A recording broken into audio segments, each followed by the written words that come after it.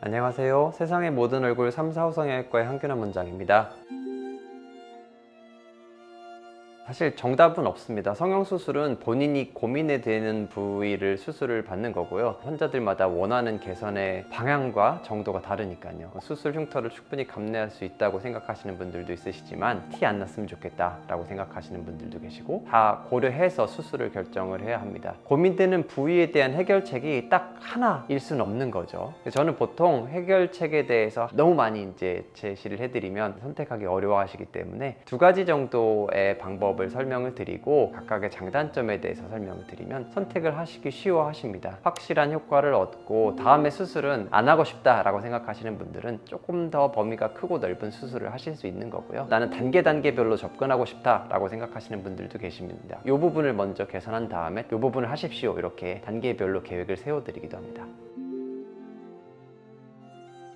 보톡스도 사실은 6개월마다 한 번씩이라고 알고 계시고요. 필러는 1년에 한 번씩 이렇게 알고 계신데, 사람들마다 그 부위에 따라서 그 효과가 유지되는 기간이라는 거는 천차만별입니다. 예를 들면 보톡스 같은 경우에도 많이 쓰는 근육 같은 경우에는 3개월이 채 지나지도 않아서 효과가 떨어질 수 있고요. 보톡스의 경우에는 뭔가 내성이 생기게 되면 그 보톡스를 다시 사용할 수 없다라는 게 굉장히 단점입니다. 실제로는 미용적인 목적으로 처음부터 개발된 거는 아니고요. 사경이라고 이렇게 고개가 이렇게 꺾여진 경우라든지 안과에서 사시 수술 대신에 사용하는 치료 목적으로도 보톡스를 사용할 수 있는데, 이게 미용적인 목적으로 내성을 만들어 버리면 필요할지 모르는 그런 치료적인 목적에서의 보톡스 사용이 불가능하잖아요. 내성이 생기지 않게 하는 게 가장 중요한 거라고 설명드리고 있고, 최소 3개월 간격은 두고, 효과가 좀 일찍 떨어지더라도 3개월 간격은 두고 맞으시라고 말씀을 드리고 있고요. 필러 같은 경우에도 눈 주변이라든지 하나의 덩어리로 깊게 들어가 있는 경우에는 그 유지기간이 굉장히 좀 긴 걸로 알려져 있습니다. 그래서 부위별로 주사를 맞으신 방식에 따라서 효과가 유지되는 기간이 다르니까요. 의사와 충분히 상의를 하고 맞으셔야 되는 부분이겠죠.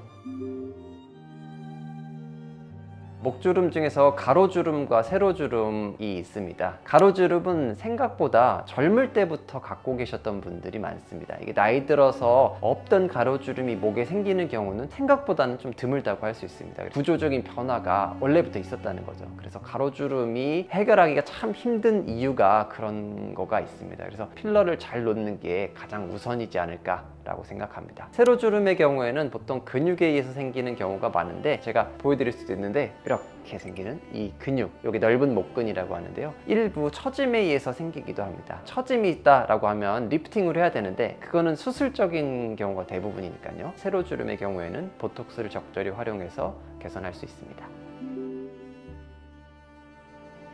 처져 내려온 부분이 안면거상을 통해서 당겨져서 펴지는 거가 되겠죠. 폈을 때도 일부 남아있는 주름들이 있습니다. 내려와서 생긴 부분 말고 꺼져 있다든지 피부에 자국이 이미 생겼다든지 하는 다른 원인들이 동반되어 있을 수 있는 거죠. 그래서 리프팅으로 해결되는 정도가 부위마다 사람마다 다 다르고요. 볼륨적인 부분에 대한 해결책을 위한 지방이식이나 필러 같은 것들이 동반되어야 되는 경우도 있고, 보톡스가 동반되어야 되는 경우도 있겠죠.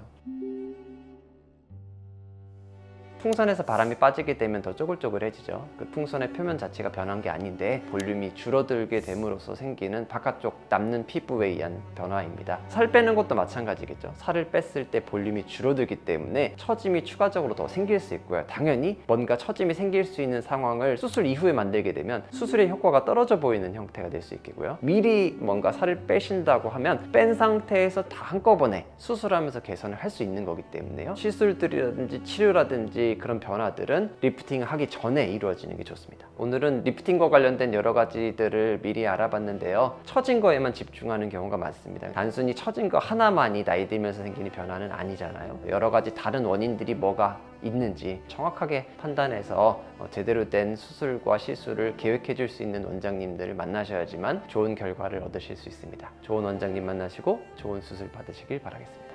감사합니다.